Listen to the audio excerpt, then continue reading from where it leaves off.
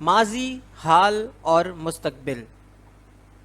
انسان عجب مخلوق ہے، خیال کو حقیقت بناتا چلا جاتا ہے اور حقیقت کو خیال۔ بات آسان ہے، مستقبل خیال ہے، ماضی خیال ہے اور حال حقیقت ہے۔ انسان مستقبل کو حال اور حال کو ماضی بنا دیتا ہے، خود بخود ہی سب کچھ ہو جاتا ہے۔ بڑے غور و فکر، بڑی سوچ بچار کے بعد ایک مقصد حیات بنایا جاتا ہے اور پھر غور و فکر کے بعد اس مقصد کی بے مقصدیت دریافت کر لی جاتی ہے، اور یوں زندگی علم و عمل، خیال و حقیقت کے مابین کھیلتی ہوئی گزر جاتی ہے۔ یہاں تک تو بات صحیح ہے کہ انسان پردے سے باہر ہے اور مستقبل، ماضی دونوں پردے میں ہیں، ایک تخیل کے حجاب میں ہے اور دوسرا یادوں کے پردے میں۔ یہی پردہ انسان کو گوارا نہیں، وہ دیکھنا چاہتا ہے کہ اب اور کیا کیا دیکھنا باقی ہے، وہ اس کو بھی دیکھنا چاہتا ہے جسے ایک دفعہ دیکھا جا چکا ہے۔ یہ انسان کے بس میں نہیں، جو دیکھا گیا سو دیکھا گیا، اور جو دیکھا جائے گا سو دیکھا جائے گا۔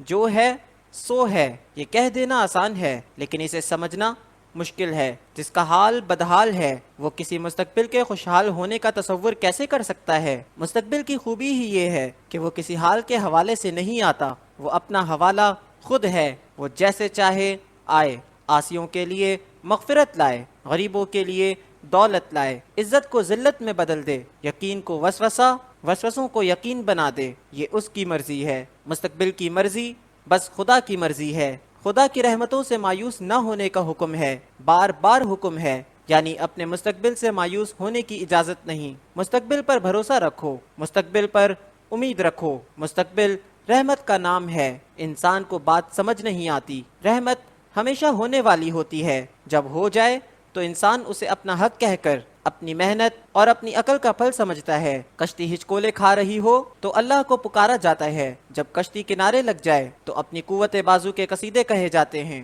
بہت کم انسان ایسے ہیں جو اپنے حاصل کو رحمت پروردگار کی عطا سمجھتے ہوں۔ بہرحال حال کے بدحال ہونے کے باوجود مستقبل کے خوشحال ہونے کی امید ترک نہ کرنی چاہیے۔ ماضی کے اعمال کے حوالے سے بھی امید اور مایوسی کا پیدا ہونا لازم ہے۔ جب ماضی کے گناہ یاد آتے ہیں تو ندامت کے بوجھ سے سر جھک جاتا ہے۔ گناہ کے لیے ہی تو مغفرت کا لفظ ہے۔ توبہ گناہ کو ختم کر دیتی ہے۔ توبہ کا مطلب ہی یہ ہے کہ انسان اس راہ سے ہٹ جائے۔ گناہ ترک کرنے کا ارادہ توبہ کا حصہ ہے، گناہ نہ کرنے کا فیصلہ توبہ کی عطا ہے۔ توبہ قبول ہو جائے تو گناہ دوبارہ سرزد نہیں ہوتا، بلکہ یاد گناہ بھی نہیں رہتی۔ اس لیے ہم کہہ سکتے ہیں کہ حال کے عمل سے ماضی کا عمل بدل سکتا ہے۔ ماضی کفر ہو تو حال کلمہ پڑھ کے مومن ہو سکتا ہے، حال مومن ہو جائے تو ماضی بھی مومن۔ ایک انسان اگر راستہ بھول جائے، بھٹک جائے، پگڈنڈیوں میں کھو جائے، راہوں کے پیچ و خم میں الجھ جائے، اور اگر اسے اچانک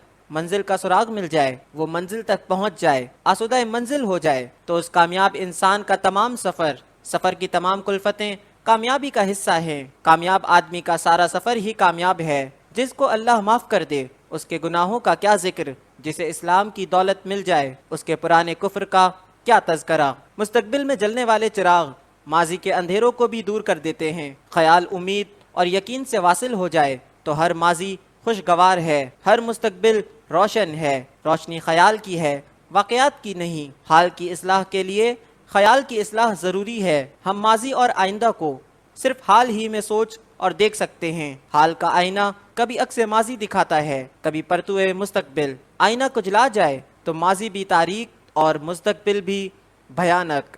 حال کے آئینے کی آب خیال سے ہے، خیال کی اصلاح ہو جائے تو ساری زندگی کی اصلاح ہو جاتی ہے۔ حال، ماضی اور مستقبل صرف پہچان کے حوالے ہیں۔ زندگی ایک اکائی ہے، وحدت ہے، جامعیت ہے۔ اس کا فیصلہ آخری لمحے میں ہوتا ہے کہ زندگی کیا تھی، نوازش یا آزمائش، انعام یا سزا، کامیاب یا ناکام، بامراد یا نامراد، معصیت یا مغفرت۔ ہمارا فردہ، ہمارا ماضی صرف ہمارے حال کی کرشمہ سازی ہے۔ جس کا آج خوبصورت ہے اس کا ماضی بھی خوب، مستقبل بھی خوب۔ جس کا آج پراگندہ ہو اس کا گزشتہ بھی پراگندہ، آئندہ بھی پراگندہ۔ حال کی اصلاح ہونا ضروری ہے۔ حال کی اصلاح کیا ہے؟ ماضی پر صدق کے دل سے استغفار اور مستقبل کا خوشگوار انتظار، امید اور تیقن کے ساتھ اس کی رحمت کی وسعتوں کے سامنے، اس کی لامحدود عطا کے سامنے اپنی خطا، اپنی کم مائیگی اور اپنی بے مائیگی کو سرنگو کر دینا، اس کے انصاف سے ڈرنا، اس کے فضل کا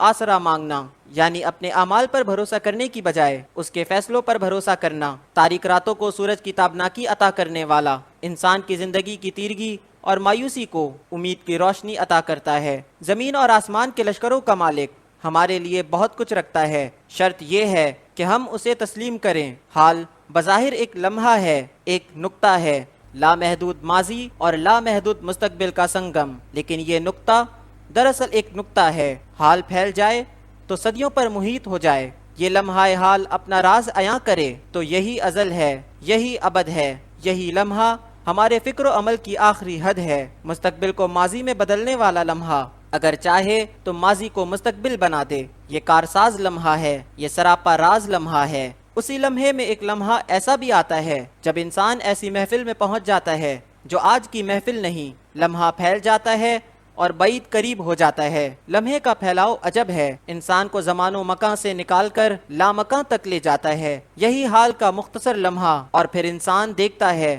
اگر انسان خسرو ہو تو اسے نظر آتا ہے کہ خدا خود ہی میر مجلس ہے اور شمع محفل حضور پر نور صلی اللہ علیہ وآلہ وسلم۔ یہ نظارہ کسی ماضی یا مستقبل کی بات نہیں، یہ حال ہے، حال کا لمحہ، تابناک لمحہ، مختصر لمحہ، خوش نصیب لمحہ۔ حال کے لمحے کو پہچاننے والے دنیا میں آنے والے زمانوں کو جاننے والے ہوتے ہیں۔ حال آگاہ مستقبل آگاہ ہو جاتا ہے، حال آشنا ماضی آشنا ہے، حال کا ادراک ادراک حقیقت ہے، اور اگر حقیقت کا ادراک میسر آ جائے تو خیال کا ادراک مل جاتا ہے، یعنی مستقبل کا ادراک آسان ہو جاتا ہے۔ حال سے باخبر ہونے والا یادوں کو پہچانتا ہے، یعنی ماضی سے باخبر ہو جاتا ہے۔ حال آشنا کے سامنے ماضی اور مستقبل کے جلوے موجود رہتے ہیں، یہ تو صرف حال آشنا کی بات ہے، اور جو انسان حال پر قدرت حاصل کر لے اس نے ماضی اور مستقبل کو مسخر کر لیا، اس کا مستقبل اس کی اطاعت میں آئے گا۔ حال پر قدرت حاصل کرنا اتنا مشکل ہے جتنا